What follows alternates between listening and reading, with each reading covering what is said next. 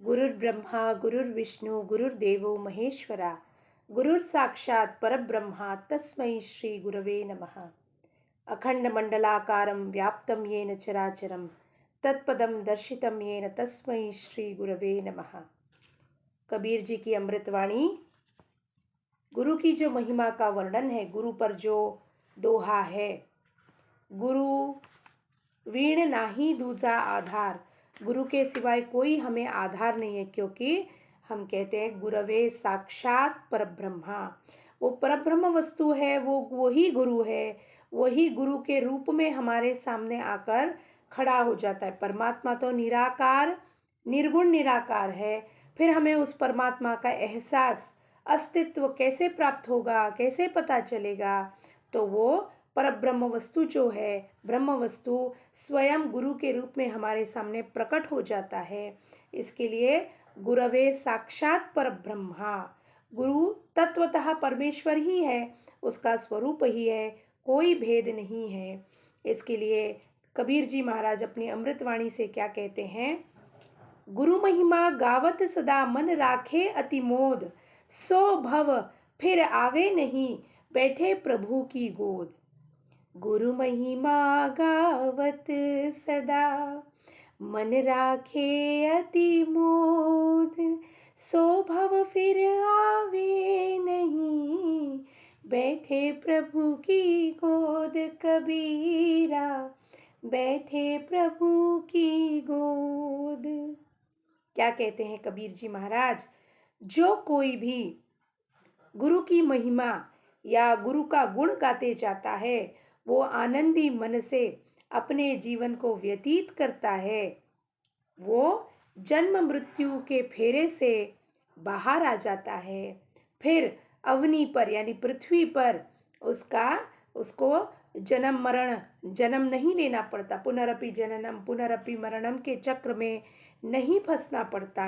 यह गुरु की महिमा से क्या तात्पर्य है कि गुरु की महिमा से गुरु को देह में देखना नहीं है, गुरु के तत्व को पकड़ना है, गुरु के बोध को, गुरु के वचनों को, उसके गुण को गाना, यानी उनको अपनाना जीवन में। जो गुरु ने हमें बोध किया है, संसार क्या है, उसका स्वरूप क्या है, हम कौन है, हमारा निज प्रयोजन क्या है पृथ्वी पर, ये जब गुरु हमें समझाता है अपने बोध द्वारा, सत्संग के द्वारा, फिर उस बात को ही गुनगुनाते रहना, यानी उसका चिंतन करना, उसका मनन करना, फिर उसका मथन करना। जिस प्रकार से दही को मथने से शुद्ध नवनीत यानी मक्खन जो शुद्ध है, सफ़ेद है, निर्मल है, वो बाहर प्रकट होता है, उसी प्रकार से शिष्य के मन में गुरु नाम का बीज बोकर, परमात्मा के प्रेम का बीज बोकर उसके मन में मथन शुरू करवा देता है।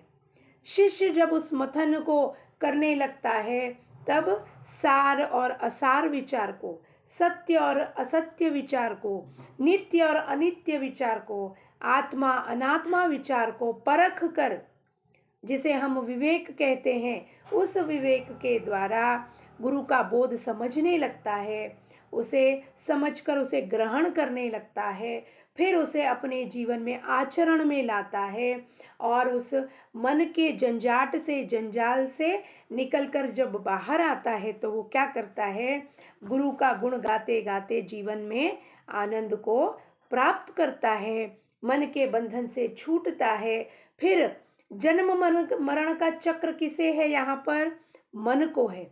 मन जो सूक्ष्म शरीर है, उसे यहाँ पर जन्म मरण के चक्र में फंसना पड़ता है, क्योंकि मन करता मैं करता हूँ, फिर उस कर्मों के फल को भुगता भी बनना पड़ता है मन को, और बार बार एक नया शरीर धारण करके पृथ्वी पर आना पड़ता है।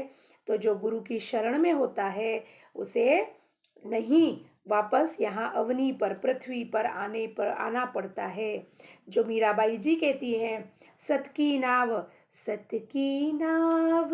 खेवटिया सतगुरु, भव सागर तर आयो, पायो जी मैंने राम रतन धन ऐसा पाया मैंने। सत की नाव खेवटिया सतगुरु, सतगुरु खेवटिया है, नाविक है, और नाव कौन सी है? सत की नाव है। सत यानी सद वस्तु जो है, वो परब्रह्म वस्तु जो है, उस नाव में बिठा दिया है गुरु ने हमको, और वो खुद ही उस नाव को लेकर हमको पार लेके जा रहा है। कहाँ?